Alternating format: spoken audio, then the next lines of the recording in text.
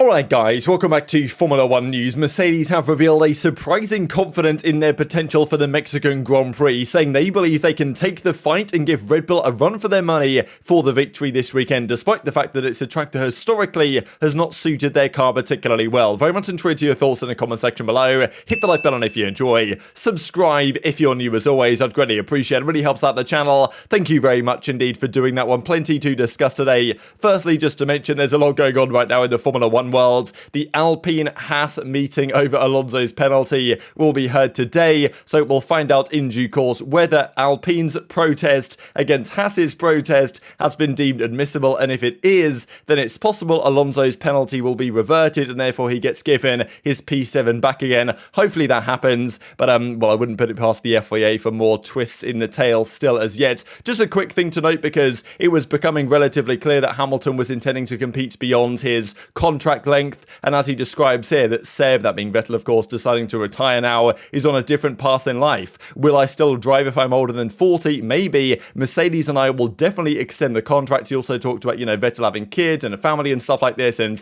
having other things to consider, whereas Hamilton's still fully focused on his racing and says, look, he still thinks he's earning his keep at Mercedes. He's contracted to drive until the end of 2023, but he says they're going to sit down to extend the deal into potentially all the way to, who knows, will he go all the way to the new regulations from 2026? Tough to say, but yeah, Hamilton definitely intends to compete at least in 2024 and potentially beyond, but it probably does depend how well Mercedes do over the next couple of seasons and whether the W14 is a significant upgrade over the W13. We'll talk more on that later on today, but yes, he says he's definitely going to extend his contract with Mercedes beyond just next season, but he hasn't written off this season just yet, and neither have Mercedes. I was kind of surprised in a way that Toto Wolff and even the drivers at times were being rather optimistic around not just their performance in Austin, but also their potential in Mexico. They've obviously brought a pretty substantial new update to Austin, which definitely helped them to a certain extent, given the monster straights in Austin, which certainly were hurting them a fair bit. So, look, Toto Wolff says, we're cautiously optimistic heading to Mexico, but the W13 can be unpredictable from track to track, so we shall have to wait and see. And he goes on to say this, on paper, Mexico looks good. Our draggy car should be effective. So this is a really interesting feature of Mexico, the highest track on the calendar.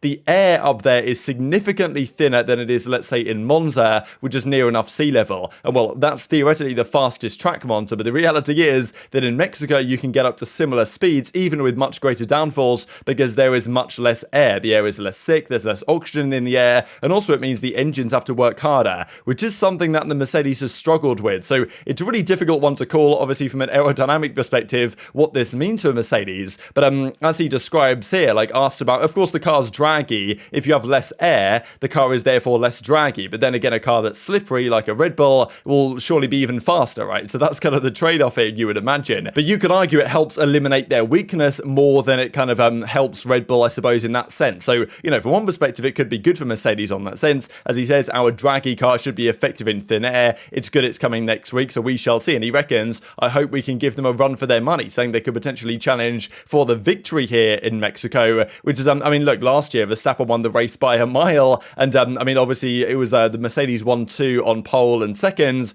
but in Mexico, the run to turn 1 is about 800 odd meters. It's a massive run to turn 1. If there's one track on the calendar you want to be starting third, it's probably Mexico. Sochi also was kind of for this, but obviously not on the calendar this season. So Mexico, if you start third, it happened to Verstappen last season, made a great run down the outside, led into turn 1 from third on the grid, I think. That's pretty much where you want to be. And Mercedes, given the fact that, look, who knows what happens in the front row, but let's say it's Verstappen, Leclerc, and then let's just say Perez is a bit of a shock or whatever, and Sainz is going to have a penalty, we think, for a new power unit. That probably puts Mercedes P3, P4, something in that ballpark, and therefore, who knows what's possible into turn 1, especially if the drag is obviously reduced. Then again, with the drag being reduced, it also means that the slipstream effect is somewhat reduced, and the power from DRS is also reduced. So, there's other factors in play this race, and it is quite difficult to predict. And actually, Toto Wolff said something I thought was rather interesting. So clearly their car is too draggy, too slow in a straight line compared to the Red Bull, and he says the cost cap plays a role. We cannot just produce an infinite amount of low drag parts and spend a lot of time in the wind tunnel to come up with solutions. So it is for next year. So basically saying, yeah, they can't really do that much this season with the low drag parts that they could bring to the car because they simply do not have the money to make that possible. And this just to show here from F1 Stats Guru that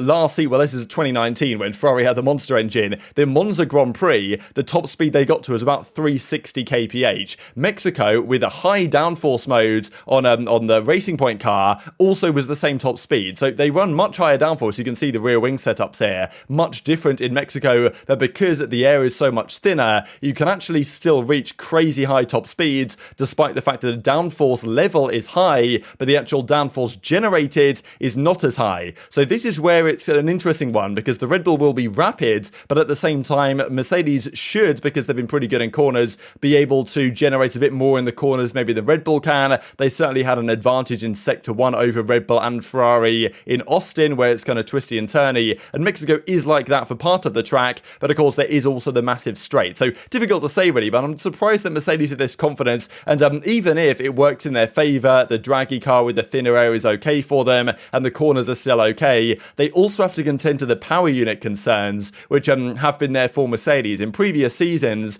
the Honda engine has been incredibly good at higher altitudes, for whatever historical reasons you could argue, but the Honda engine has been really good at altitudes, and has always been, and that of course is in the Red Bull car. Mercedes have struggled a bit with that previously, and like actually working on those lower oxygen levels for the engine, so that is another thing that I think should hold Mercedes back. But still, they seem to be confident enough that they can deliver the goods this weekend. I'm sure most people are hoping that it's going to be Sergio Perez that will take the win at his home race, and this is the circuit if you guys are unfamiliar with it. So about a kilometre straight here through the start-finish straight, a monster DRS zone, and the DRS zone seems massive, especially because you can follow presumably easier this year than previously, but as I say, DRS is less effective, and the toe, like the kind of slipstream, is less effective because the air is thinner as well, but still there should be plenty of opportunities to overtake around here. And yes, there's only one detection zone for both of these straights. That's one thing to note. If you overtake someone going into turn 1, you get DRS again going into turn 4. So that's another kind of interesting quirk of this track. Then a tricky sector 2 requiring high downforce, which is why the teams run high downforce here despite the monster straight. And of course you've got the beautiful grandstand section around the end of the lap as well. So definitely an interesting track. I think it's a very good one. There are 3 DRS zones, and well, will it work well for Mercedes? Tough to say. One thing that might work in their favour is the fact that they are going to use the new front wing. We kind of heard the controversy about this back in Austin, where they kind of proposed this new front wing with the new kind of well, these aerodynamic stabilizers, let's say, between the top and the second flap of the wing, and teams said no, they're too big, it's, you know, this shouldn't be allowed, or whatever they use for aerodynamic effect. The FIA had apparently agreed to this design in the CAD versions and the simulation versions they sent to the FIA, but when they saw the real one, they said no, that's a bit too big. Now I think what they've done here for Mexico is they've tweaked it, and now they are planning to use it, and apparently they now have permission from the FIA to do so. So I wonder if there'll be any controversy, or whether any teams will say, look, Mercedes, you shouldn't be able to use this, because they're still in a bit of a fight with Ferrari, right? So Ferrari might say, hang on, FIA, do you want to look at this to make sure this is legal? And they might, or well, might not come up with their ideas, but apparently they've got the okay to use it. So it seems like they will be using this front wing. This was one piece of their kind of upgrade package. There was a weight reduction, there was some changes to the floor, but you can imagine the front wing design is also a rather key component of their kind of upgraded package, and yeah, this is now going to be arriving here for Mexico. So maybe one further small step in the right direction. I feel like there's almost no stopping Red Bull this weekend, given the advantages of their engine historically, but also their car just seems to suit the circuit very well, and you've got the home buff for Checo Perez, which might be advantageous as well. And you know, last year Verstappen won an absolutely dominant race around here, and Mercedes had nothing to fight back with. And even if Verstappen's third on the grid and he has a bad qualifying, he's still going to end up P1 into turn 1, you would imagine, with that straight line speed of the Red Bull. So yeah, can Mercedes put up any fight at all? But the question to me is Perez going to be able to win? And what's going to happen with the Ferraris? Because I think the engines are always a big concern around Mexico because of the lack of oxygen. How will the engines cope? Like, we haven't seen these new engines with the new kind of biofuel operating at this level of altitude. So, you know, what does that mean? Is it going to be kind of a war of attrition when some cars are just conking out? And there probably is going to be some, I wouldn't be surprised to see some mechanical retirements around here. That's just the way things can go, especially in an era of new regulations. So Mercedes and Hamilton, I'm sure, holding out slim hope they can win a race here. Obviously, it would be, you know, fitting if he was to win in Brazil or Abu Dhabi, but even there it seems pretty difficult. And Hamilton's even admitted at this point, you know what, it's probably not going to happen this season, right? He was close to sealing victory at the US Grand Prix, but it would have only been the case because of the pit stop issue for Verstappen. And then towards the end of the race, it was pretty clear that Hamilton was not going to be able to hold on regardless of circumstances. So yes, could he win around Mexico? Seems incredibly very unlikely. Maybe Brazil, though, that would be kind of fitting if he was to be able to win there. But